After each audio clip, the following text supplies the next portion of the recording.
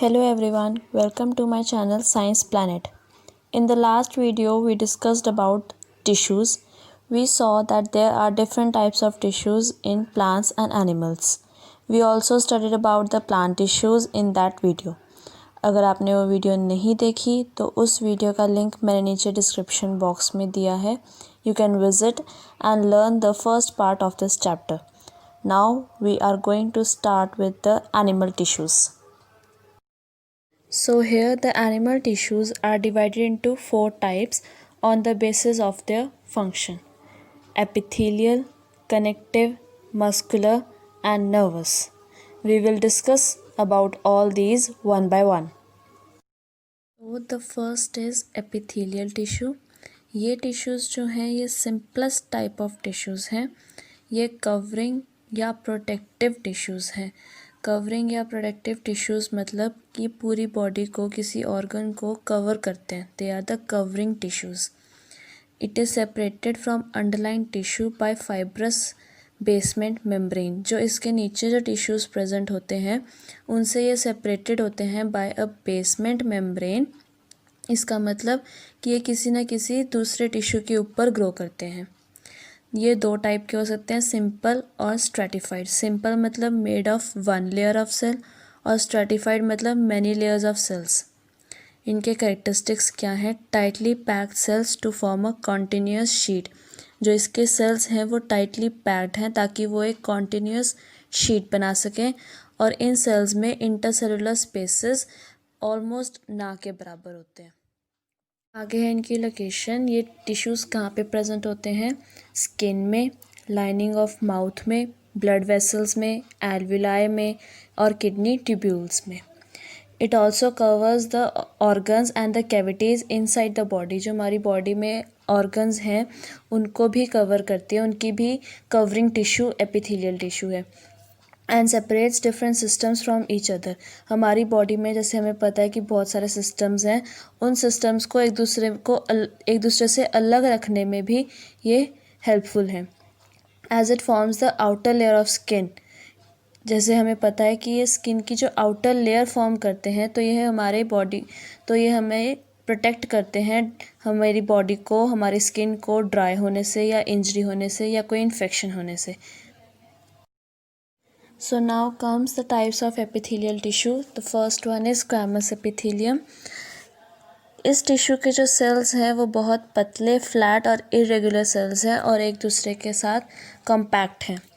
इन sales का जो nuclei है वो सेंटर में है. अब ये टिश्यू कहाँ पे प्रेजेंट है? Squamous epithelium tissue. इनकी लोकेशन क्या है हमारी बॉडी में? These tissue are present in oesophagus, lining of mouth, alveoli of the lungs and blood vessels. Squamous epithelium के फंक्शन क्या है? It protects the underline tissue from injury. जो epithelium tissue है उसके नीचे जो टिश्यू प्रेजेंट है उसको इंजरी से बचाना इसका मेन काम है.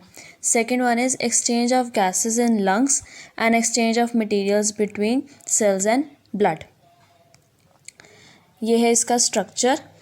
ये जो ग्रीन सी नीचे लाइन नज़र आ रही है, this is the fibrous basement membrane. जैसे मैंने बताया था कि दूसरे टिश्यूज़ को सेपरेट रखने के लिए ये इसमें दोनों के बीच में फिब्रस बेसमेंट मेम्ब्रेन होता है. और इसके जो सेल्स हैं वो इरेगुलर से हैं, आपको यहाँ पे दिख रहे हैं. और इनका जो न्यूक्लियस है वो यहाँ पे सेंटर में है. So this was the squamous epithelium.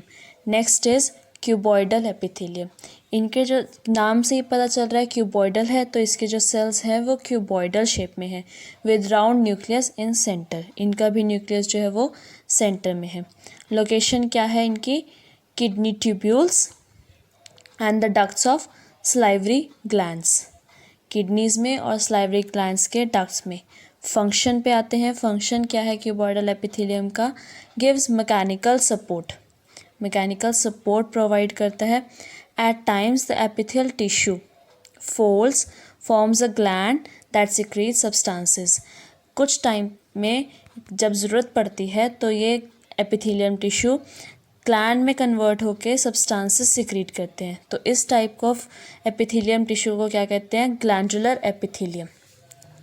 इसका स्ट्रक्चर कैसा है? ये क्यूबॉइडल शेप में है, न्यूक्लियस सेंटर में है और वही ग्रीन वाली fibrous basement membrane. So the third type of epithelial tissue is columnar epithelium. इनके जो सेल्स हैं वो थोड़े से ज़्यादा लंबे हैं और कम वाइड हैं, यानी पिलर लाइक सेल्स हैं। These cells are arranged side by side. जो इनका न्यूक्लियस है वो सेंटर में ना होने की बजाय न्यूक्लियस बेस में प्रेजेंट है। सेल के बेस पे न्यूक्लियस प्रेजेंट होता है। इनकी लोकेशन क्या है हमारी बॉडी में? Inner lining of the intestine. Intestine की इनर लाइनिंग में प्रेजेंट है, रेस्पिरेटरी ट्रैक्ट में प्रेजेंट है। और इन सेल्स के ऊपर हेयर लाइक स्ट्रक्चर्स प्रेजेंट होते हैं जिन्हें हम कहते हैं सीलिया। इनका काम क्या होता है? म्यूकस को आगे पुश करना। ये कॉन्टिन्यूसली मूव करते रहते हैं और म्यूकस को आगे पुश करते रहते हैं टू क्लियर द पाथ। तो इस टाइप ऑफ एपिथेलियम को हम क्या कहते हैं? Ciliated columnar epithelium. अब कॉलमनर एपिथेलियम का फंक्शन क्या है हमारी बॉडी में? ये 3 काम में बहुत हेल्पफुल है हमारी बॉडी में: एब्जॉर्प्शन, एक्सक्रीशन और सिक्रीशन। इनका स्ट्रक्चर देख लेते हैं कैसा है। जैसे हमने बात की थी कि ये टॉल पिलर लाइक स्ट्रक्चर्स हैं।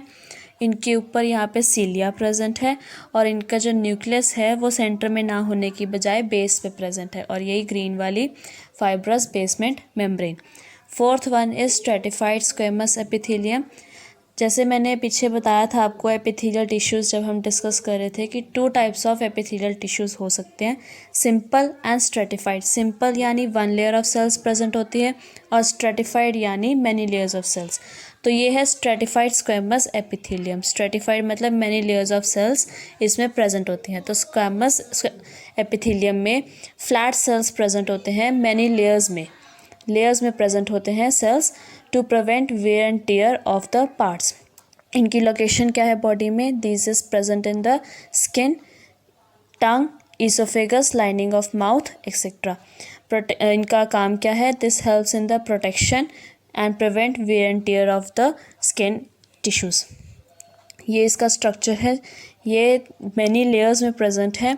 इसमें बहुत सारी ऐसे यहाँ पे लेयर्स बनी हुई हैं और वो एक नीचे ग्रीन वाली fibrous basement membrane. So this is stratified squamous epithelium यानी many layers of sales.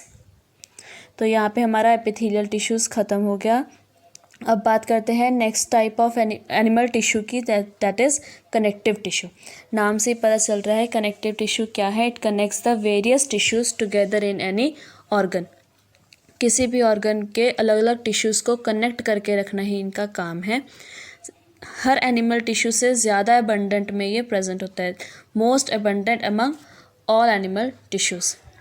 Function क्या है? जैसे नाम से पता चल रहा है कि ये कनेक्टिव टिश्यूज़ हैं, तो इनका फंक्शन क्या होगा? बाइंड करके रखना, सपोर्ट करना, पैकेजिंग ऑफ ऑर्गन्स, सबको इकट्ठा करके रखना ही इनका काम है। कैरेक्टरिस्टिक्स क्या है? जो इसके सेल्स हैं वो बहुत कम होते हैं, सेल्स इन टिश्यूज़ में कम है और लूजली पैक्ड हैं।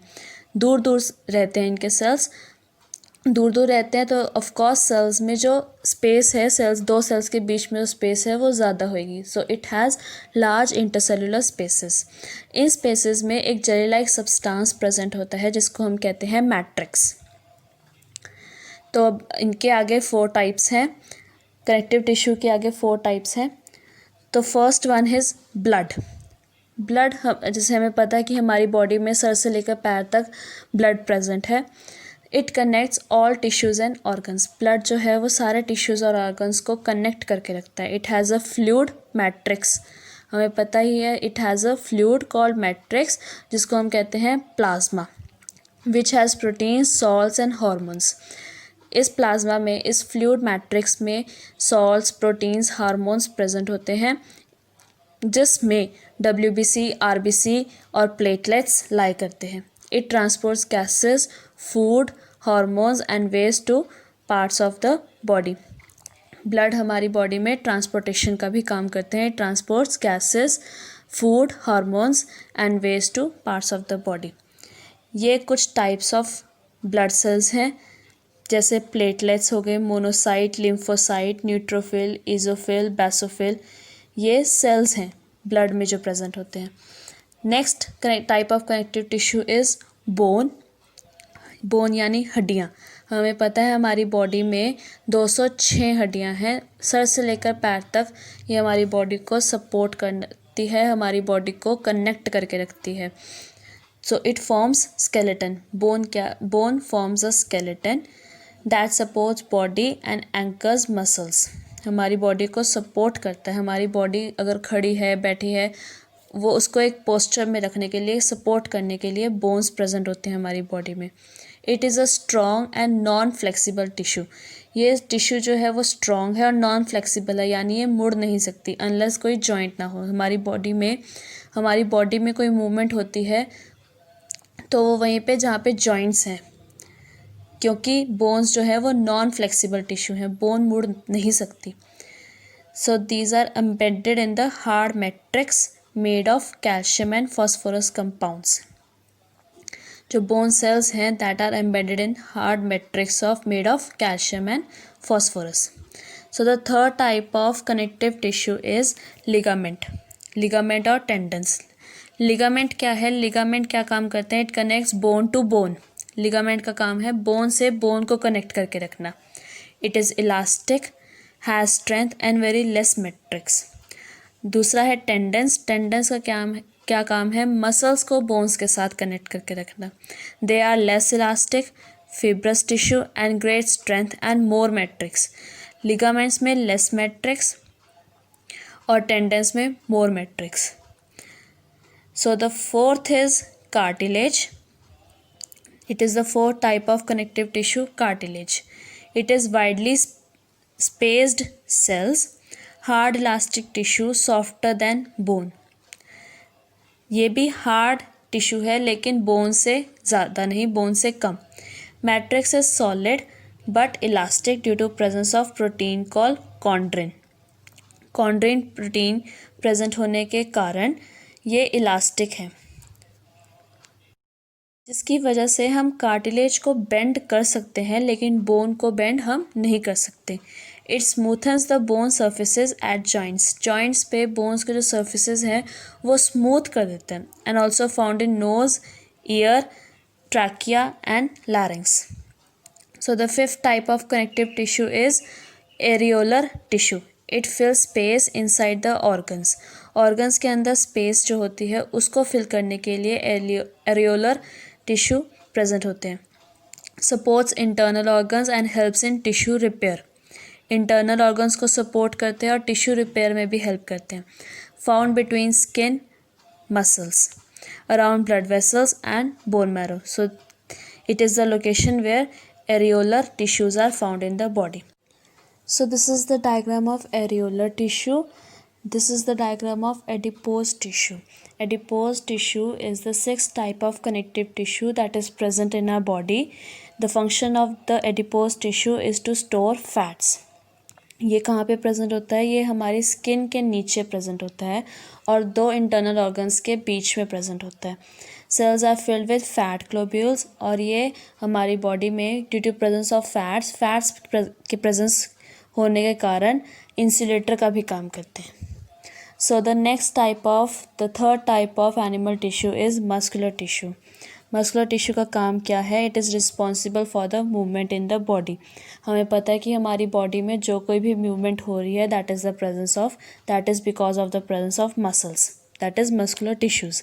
इनके सेल्स कैसे हैं? इनके सेल्स जो हैं वो लॉन्ग हैं और उनको मसल फाइबर्स भी कहते हैं. The cells of muscular tissues are long and are called muscle fibers.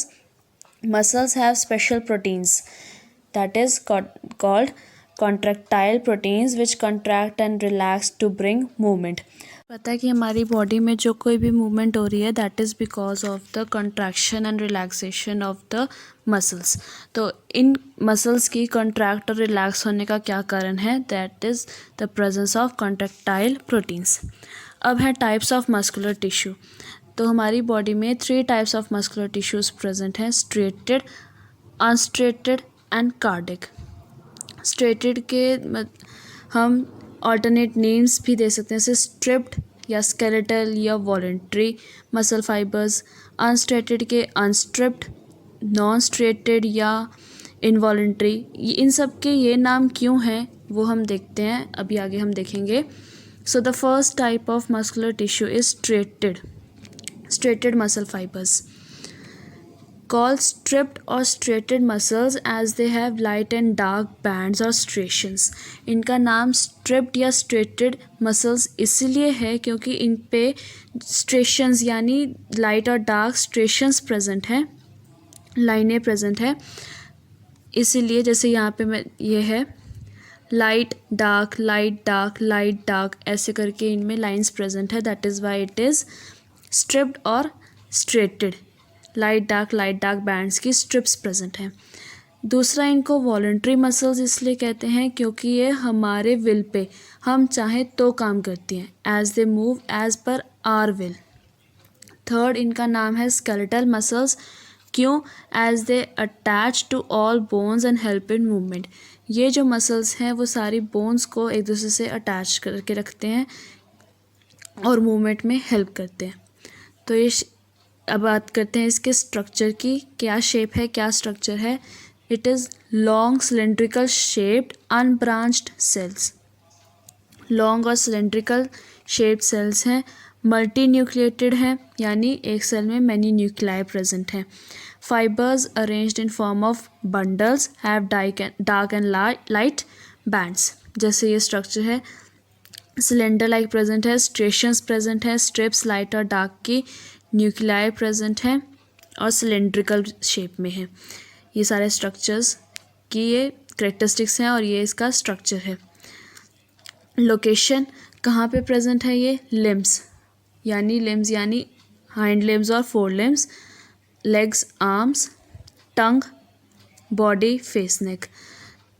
क्या काम है इनकी? वर्किंग कैसे है? Contract quickly but can't remain contracted for a long. जल्दी से कंट्रैक्ट हो जाते हैं लेकिन बहुत देर तक कंट्रैक्ट नहीं रह सकते, इसलिए जल्दी थक जाते हैं. दे गेट टायर्ड और fatigued. Second is unstriated muscle fibres. Unstriated क्यों? क्योंकि इस पर स्ट्रिप्स प्रेजेंट नहीं होती. वो स्ट्रेटेड था, स्ट्रिप्ड था क्योंकि उस पर डार्क और लाइट स्ट्रेशंस प्रेजेंट हैं. ये अनस्ट्रिप्ड है क्योंकि इस पर कोई स्ट्रिप्स प्रेजेंट नहीं है. They are also called involuntary. Involuntary मतलब वो हमारी विल पे नहीं चलते, वो अपने आप फंक्शन में आते हैं. ये है unstriated muscle fibres. Spindle shape muscle cells हैं और न्यूक्लियस प्रेजेंट है. स्ट्रक्चर क्या है? स्पिंडल शेप सेल्स, यूनिन्यूक्लिएटेड मतलब सिंगल सेल प्रेजेंट. और स्ट्रेटेड मसल फाइबर्स कैसे थे? Multi nucleated. इसके fibres arranged in form of sheets. ये शीट्स में प्रेजेंट है. Dark and light bands absent. इसमें कोई डार्क और लाइट बैंड्स नहीं हैं. स्ट्रेटेड मसल फाइबर्स में बैंड्स प्रेजेंट थे. लोकेशन क्या है इनकी? Iris, ureters, bronchi of lungs, alimentary canal wall, blood vessels. ये सारे वहाँ पे प्रेजेंट है जहाँ पे हमारी विल से कोई काम नहीं होता. और स्ट्रेटेड मसल्स थे वॉलेंट्री मसल फाइबर्स, यानी वो हमारे विल पे काम करते थे.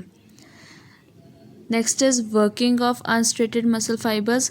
Contract slowly but can't remain contracted for long. जो striated muscle fibres they contract very quickly but can't remain contracted for long. ये है contract slowly but can remain contracted for long. You can see the difference between the two. So they don't get फैटिग्ड and tired. और striated muscle fibres जल्दी से थक जाती थी, लेकिन जो अनस्ट्रेटेड मसल फाइबर्स हैं वो इतनी जल्दी नहीं थकती. So third type of muscle fibres is cardiac muscle fibres. Structure जो है इनका वो बीच में प्रेजेंट है. स्ट्रेटेड और अनस्ट्रेटेड नॉन स्ट्रेटेड के बीच का जो स्ट्रक्चर है वैसा सा इनका स्ट्रक्चर है. And are involuntary. ये भी हमारी विल पे काम नहीं करते. This muscles show rhythmic contraction and relaxation throughout life and pump blood. Cardiac, जहाँ कहीं भी वर्ड आपका कार्डिक आ रहा है इसका मतलब वो हार्ट से रिलेटेड है. तो ये जो है वो हार्ट वॉल्स में प्रेजेंट होते हैं. कार्डिक मसल फाइबर्स नाम से है कि वो हार्ट से रिलेटेड है, इसलिए वो हार्ट वॉल्स में प्रेजेंट होते हैं. They contract and relax throughout life and pump blood. हमारी पूरी बॉडी में ब्लड पंप करते हैं. तो हार्ट जो है वो हमारी विल पे नहीं चलता, hence they are involuntary. Cardiac muscle fibres के स्ट्रक्चर कैसा है? Structure is like that. Short, slender shaped, branch cells short है, सिलेंडर शेप्ड है. ब्रांच सेल्स हैं यूनिन्यूक्लिएटेड यानी सिंगल सेल प्रेजेंट है. Fibres arranged in form of network. Faint dark and lights band. जैसे मैंने अभी आपको बताया कि ये between striated and unstriated muscle fibres के बीच का इनका स्ट्रक्चर है. यानी ऐसा भी नहीं है कि बहुत डार्क और लाइट बैंड्स क्लियरली नज़र आ रहे हैं, लेकिन प्रेजेंट होते हैं, बहुत धुंधले नज़र आते हैं, fainted. So this is the diagram of cardiac muscle fibres. These are the striations present, but they are very faint and nucleus present. Location क्या है, जैसे मैंने आपको बताया था कि कार्डिक है यानी हार्ट से रिलेटेड है. So the cardiac muscle fibres are present in walls of the heart. Working कैसे है इनकी, कंट्रैक्ट क्विकली एंड रिदमिकली. बहुत जल्दी जल्दी कंट्रैक्ट करते हैं और एक रिदम में यानी एक सीक्वेंस में कंट्रैक्ट करते हैं. Therefore they do not get fatigued और टायर्ड. और ये इतनी आसानी से क्या है, थकते ही नहीं हैं, तो इसलिए हमारा हार्ट पंप करता रहता है. So the next is nervous tissue. It is the fourth type of animal tissue. Cells of nervous tissue are called nerve cells और न्यूरॉन्स. सेल्स जो हैं वो नर्वस टिश्यू के, उनको नर्व सेल्स या न्यूरॉन्स कहते हैं. ये उसका स्ट्रक्चर है. It is a single cell of nervous tissue, hence it is a neuron. Many nerve cells are bound by connective tissue to make a nerve. बहुत सारे नर्व सेल्स कनेक्टिव टिश्यू से जुड़ के एक नर्व बनाते हैं. Function क्या है नर्वस टिश्यू का, highly specified tissue that helps in transmitting stimuli from one place to other in the body. किसी स्टिमुलाई को एक प्लेस से दूसरी प्लेस, बॉडी के एक प्लेस से दूसरी प्लेस तक पहुंचाने में ये हेल्पफुल है. And it controls all the activities of the body. हमारी बॉडी में जो कोई भी एक्टिविटी हो रही है that is control by the nervous tissue. Nervous tissue कहाँ पे प्रेजेंट होते हैं, nervous tissue are present in brain, spinal cord and nerves are made up of nervous tissue. तो ये तीन चीज़ें में नर्वस टिश्यू प्रेजेंट होते हैं, brain, spinal cord and nerves. ये है एक न्यूरॉन यानी एक नर्व सेल. स्ट्रक्चर कैसे होता है इनका, it structure looks like a tree with branches coming out of it. जैसे एक ट्री है जिसकी यहाँ पे ब्रांचेस हैं, ऐसा सा इनका स्ट्रक्चर होता है. अ न्यूरॉन हैज़ 3 पार्ट्स. इसके 3 पार्ट्स होते हैं. Star shaped body call cyton which has nucleus and cytoplasm. ये स्टार शेप्ड बॉडी है, इसको साइटन कहते हैं, जिसमें सेंटर में न्यूक्लियस प्रेजेंट होता है और आसपास cytoplasm. Second part, a single long part call axon carry messages away from cyton. ये है एक्सॉन, साइटन से मैसेजेस लेके जाना इनका काम है. This blue one axon. The third part is short branch part called dendrites. This one is dendrites carry messages towards cyton और ये cyton तक मैसेज पहुंचाने का काम करते हैं. So this was all about chapter 6 of class 9 tissues. Here the chapter ends. And if you have any doubt or query about any topic, you can direct message me through Instagram. My Instagram page is scienceplanet0310 without any space. You can ask your doubts in comment section also. I will make sure to clarify your doubt as soon as possible. Please feel free to ask your questions. You may visit my Instagram page for the notes of this chapter, or you may take screenshots from this video too. Thank you.